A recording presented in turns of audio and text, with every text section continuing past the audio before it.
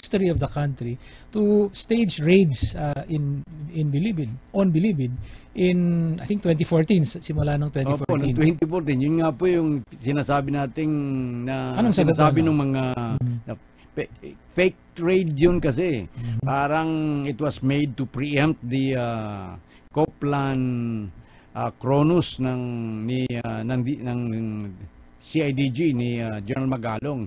Kapag doon po sa Oplan Cronus ni General Magalong, nakalagay doon na pag na-raid natin yan, July pa po yan, nag-umpisa ang plano. Pag na-raid natin yan, lahat ng mga high-profile inmates ay ilalagay natin, i-isolate natin. Diyan po natakot si Secretary De Lima. Kaya't in December, although they've been planning the Cronus, Coplan Cronus since July, in December, naggumawa sila ng another Oplan Nomads. At yan ang ginamit niya para i-raid ang Bilibid. At yan nga po, sinasabing nakakuha dyan ng mahigit ng 300 milyon, pero ang nire-report lamang sa dyaryo ay 1.6 million pesos. Hindi po nagustuhan yung mga nagpaplano ng Oplan Nomad, yung plano ng original plan ng PDEA, DOJ at ng CIDG, na yung lahat ng mga high-profile inmates ay i-isolate kasi makakasama si JB Sebastian. So, ang ginawa nila, aside from JB Sebastian, lahat ng high-profile inmates nilagay nila sa MBI para solong-solo ni JB Sebastian ang pangangalakal ng illegal na droga during the 8 months that the high-profile inmates were in the NBI. Sir, sinasabi ni Senator De Lima na si JB Sebastian was a government asset, which might have been an indiscretion, kasi yung sinasabi niya, kung totoo man yan, his life is in danger. Now he is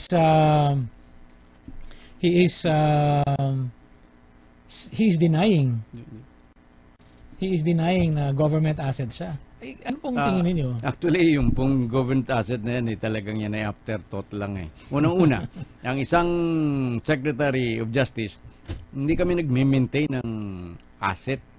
Sapagkat we leave them to our agencies, to halimbawa to the NBI, to immigration, or to PDEA. Secondly, ba't mo gagawing government asset si JB Sebastian samantalang siya ang pinaka malakas na mag-deal ng illegal drug sa loob ng Bilibid.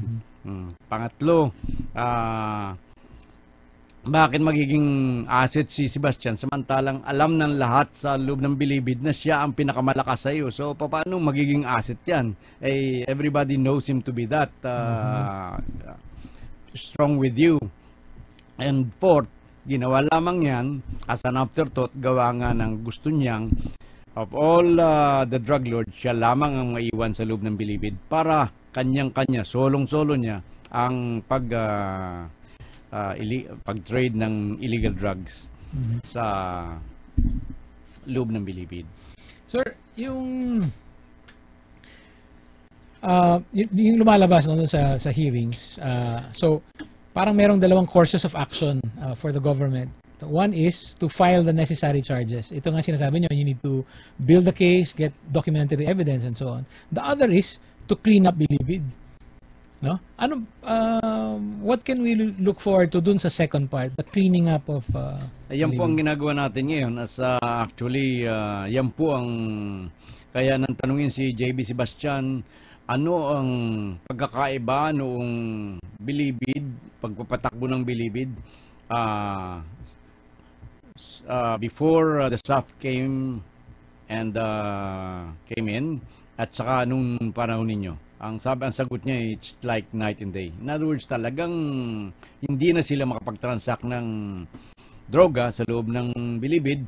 At as a matter of fact, sa assessment ng SAF is talagang 90% ng mga illegal ay nawala na. Sir, now, with respect to that, tinanong ko si Presidente kung ano ang guidance niya tungkol doon sa gagawing New Bilibid Prison sa Laur, Nueva Ecija. although marami ang nag-oppose doon because of the masyadong mahal ang magagastos, mga up to 150 billion pesos na 150 billion. 150. Nasabi ng mga karamihan, especially si Secretary Dominguez, makakapaggawa tayo ng mga additional buildings, hindi lang dito sa Bilibid, pati dyan sa Women's Correctional at doon sa 5 pang na penal farms throughout the country ng maliit lamang. But ang sabi ni Presidente Duterte, ituloy ninyo. So, gawa ng kailangan natin yan. Kaya sa November 24, magkakaroon ng submission of bids para ituloy na yung project na yun. Secretary, meron tayong mga nanonood sa Hong Kong at saka sa Singapore. Baka gusto niyong bumati naman. Ay, kumusta kayo dyan sa mga taga Hong Kong, Singapore? Naalala ko yung punta ko rin. Mukhang masaya dyan talaga sa Singapore at saka sa Hong Kong. Magandang gabi sa inyo lahat. Secretary, meron tayong mga tanong tukol dun sa, balik po tayo dun sa probe sa illegal drugs trade, ano. Before you took office, I think you already said something that to the effect na meron talagang may problema talaga yung yung Bilibid dun sa drugs, ano. Anong masasabi niyo dun na ngayon after you became Justice Secretary, parang nakatutok lang kayo kay Senator De Lima?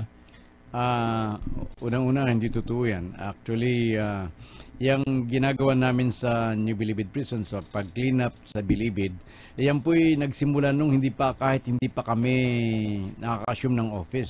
Even before we assumed the office on June 30, ay parang ginawa ko na po yung aking gagawin dyan.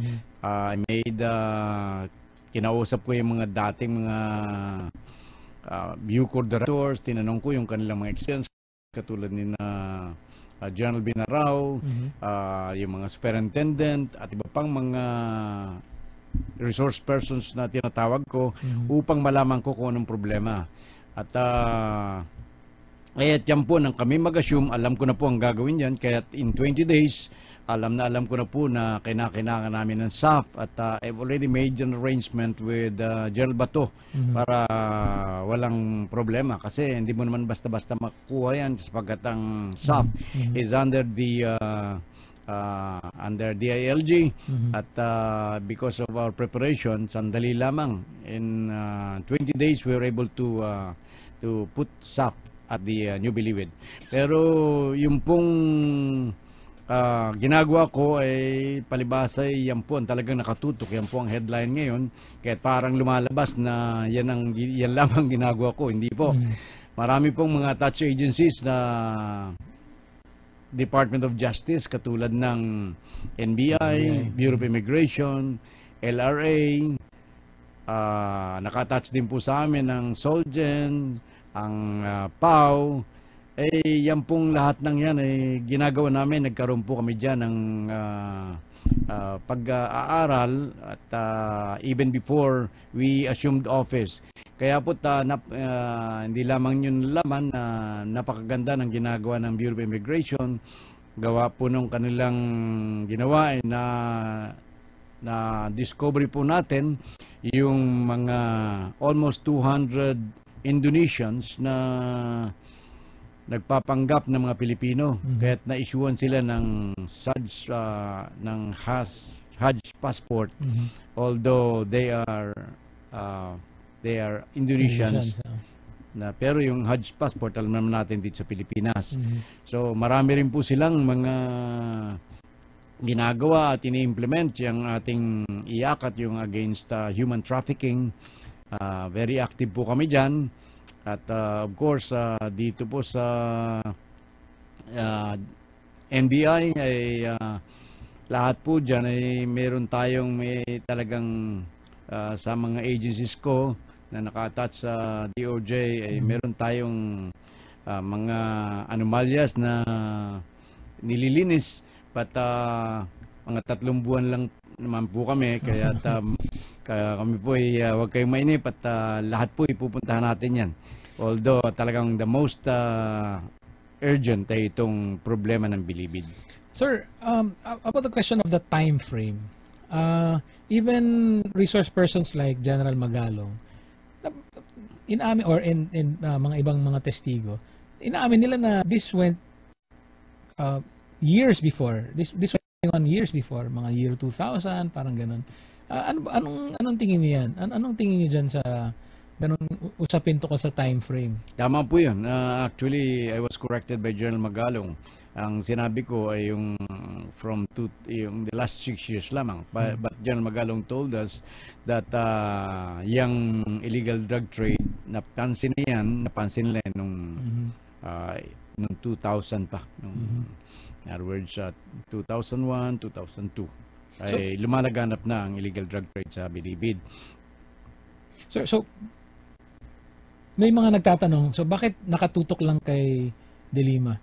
Hindi po nakatutok kay De Lima. Actually, ang nakatutok sa kami dyan ay talagang linisan ng Bilibid. Kaya lang, pag ginawa mo yan, hindi maaaring magkaroon ng personalities na mababanggit mo. So, it's just natural na ang personality mong babanggitin na nagpabaya o kaya nag-protect sa mga illegal drugs na yan ay yung siyempre yung head.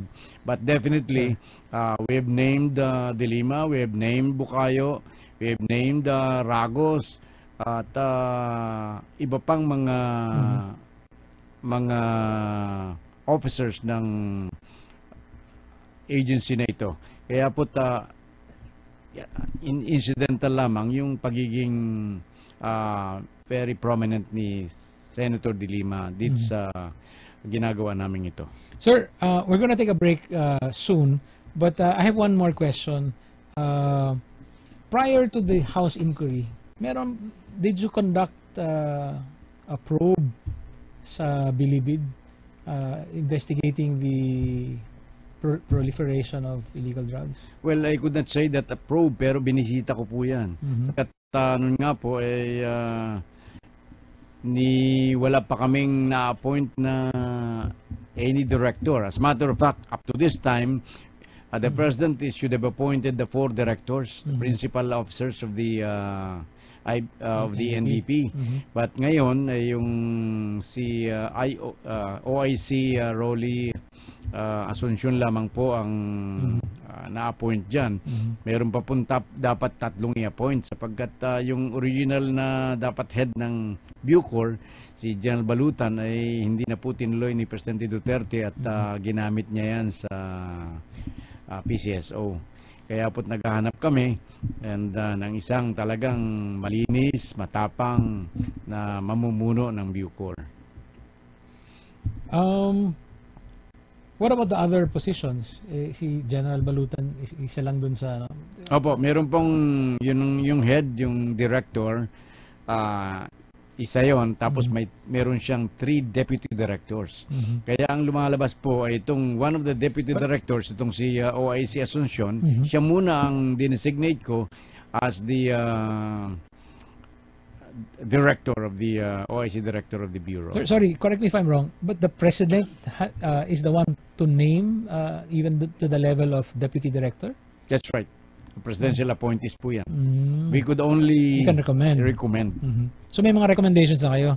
Meron na po. At actually, yung dati nga puno na yun eh. Kaya nga lang, hindi natuloy. So, we have to vet some more names. Kaya kung merong gustong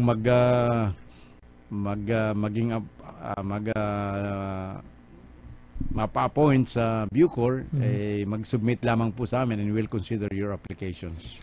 Sir, paano niyo po nabalitaan na talamak ang illegal na droga sa Bilibid? So when you visited, when you were newly appointed, medyo alam mo na di ba? Alam ko na po. Paano niyo po nalaman? Well, nabalitaan. Kung talaga yun, sobra-sobra naman may mga kaibigan kami riyan. At even before the President assumed office, ang daming pupunta sa akin, nagsasabi na dapat ganito ang gawin ninyo dyan, wag ninyong itong si ganon, ay dapat wag ninyong i-appoint yan o alisin yan. So, talagang napakarami po. As a matter of fact, nagbigay ko ng statement na after